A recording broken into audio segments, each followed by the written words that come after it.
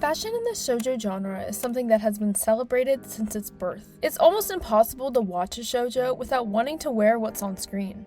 And as the genre has evolved, so has many of the fashion styles. So today, I want to go over a small timeline and recap of the defining series and outfits that help shape where shoujo fashion is for today. So of course, if we're going to talk about the earliest stages of shoujo fashion, we're going to have to go all the way back to the 50s, where we meet Princess Knight by the iconic and legendary Osamu Tezuka. Now technically before this, there was of course other shoujo, but I point out Princess Knight because it became the first more mainstream and iconic shoujo to the early genre. From looking at it, you can probably guess that the inspiration came from Snow White. The main looks are based off a 16th century interpretation of Europe's fashion, with Sapphire's big dramatic sleeves and hat, with a more modern, almost Betty Boop type of bob that resembles 20s and 30s hairstyles. The fashion is dramatic, but the style of Osamu Tezuka with his simplistic characters helps balance out the fashion to character. The genre's early obsession with Renaissance and post-Renaissance inspired fashion set a foundation that would be seen later on. As we look back to this era, it will become more evident later on how much of a standard this set for the genre. Moving on to the next huge name in the shoujo genre, we're going to have to jump all the way to the 70s, where we find the next big defining shoujo, which is The Rose of Versailles, which is of course inspired by 17th century France. The fashion in the series is incredible, as it tries to replicate the Rococo art style, with soft colors and by replicating line art that expresses movement and elegance, such as with the beautiful hair line art that is done in the series. I know that this is the second time I've brought up hair, and technically it's not a part of fashion, but I feel like when it's related to character design, the hair is an essential part of the outfit.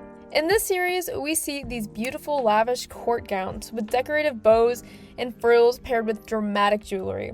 Another amazing quality about this series in regards to the fashion is that most of the characters are not wearing the same outfit for the entire series. I just love that every time you get to see the characters, you get to see a new extravagant and lavish outfit that we haven't seen before, and it's just so mesmerizing. And I think it's the early start to when we start wishing we were wearing the outfits that the characters are wearing in shoujo. This era of shoujo fashion idealizes and romanticizes early European history, using these beautiful stylistic choices. But moving on to the next big hit to the shoujo genre is when we finally get to meet the magical girls of the 90s. 1991 specifically was the year the magical girl anime debuted, with Sailor Moon, which received an anime adaptation just in the next year.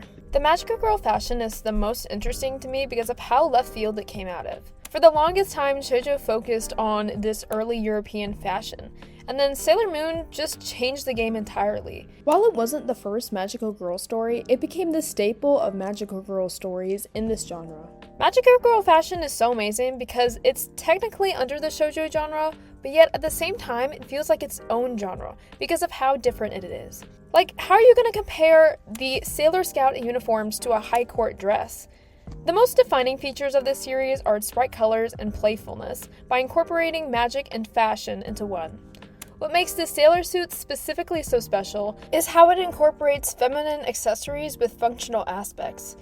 By doing this, we see these feminine accessories as part of their strength, which runs perfectly with the main themes we see in Sailor Moon. Even though it was left field, the fashion elements in it actually aren't too far off from what we've seen in the genre before.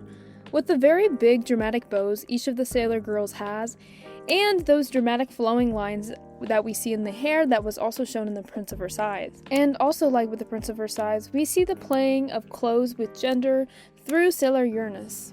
Outside of just the sailor suits, their clothes still incorporate its bright colors and playful aspects, mixed with 90s contemporary fashion at the time. Each of their outfits outside of the sailor suits have a charming aspect to them that have also made them iconic to shoujo fashion as well, most notably being the iconic pink overalls. These more contemporary fashion everyday looks would become more popular in upcoming shoujo to follow, which, speaking of, moves us along to our next big shoujo name, which is Nana, which changed the fashion game for shoujo completely. Nana was made in the early 2000s, and its fashion still holds up 100% to this day with how iconic it is. Nana helped show the dichotomy between dark and lighter feminine styles of the early 2000s between its characters, It was also very popular for how it showed more alternative styles in the shoujo genre for both male and female characters. Nana was also the first shoujo to show a big fancy name brand by showing Vivienne Westwood jewelry worn by their characters. The use of dramatic makeup in Nana as part of a character design was also something pretty new to the genre. Nana's contemporary fashion that fit with the fashion at the time helped a lot of shoujo to start focusing on more modern day fashion rather than past fashion. Then we move on to the mid-2000s, where many of the most iconic shoujo outfits come from today. Honestly, I think in the mid-2000s, there wasn't one particular show that helped set the staple for the mid-2000s. So instead of just listing off shows, let me just list off characters who I think really changed the genre through some of the outfits they wore. These characters being Haruhi Fujioka, Futaba Yoshioka, and Sawako Kuronuma. When you see people try to recreate shoujo outfits, their inspo is most likely to come from at least one of these girls. The fashion during this time mainly relied on soft, feminine, and simple clothes. The simplicity of these clothes is really what makes this time so iconic, and how easy it was for people to replicate many of these girls' looks. And now we land back right where we started, as most shoujo in this digital age replicates European fashion again. And this fashion came back as even more dramatic from when we first met it. These modern-day interpretations of royal historical European fashion is so interesting to see, especially in comparison to the Prince of Versailles. Now we see more intricate designs and patterns on these dresses that, while they're not really historically accurate, they are visually stunning. And the same thing goes for the jewelry as well. Whenever I see these contemporary shoujos, it just makes me think back to how amazing it is that this part of the genre is being revived from the dead. Which, speaking of the Rose of Versailles, it is getting a new anime adaptation soon. And with this part of the genre getting popular again, I literally cannot think of a better time for them to release it. I know that there's other shoujos right now that show more contemporary fashion, such as A Sign of Affection, and I do love those.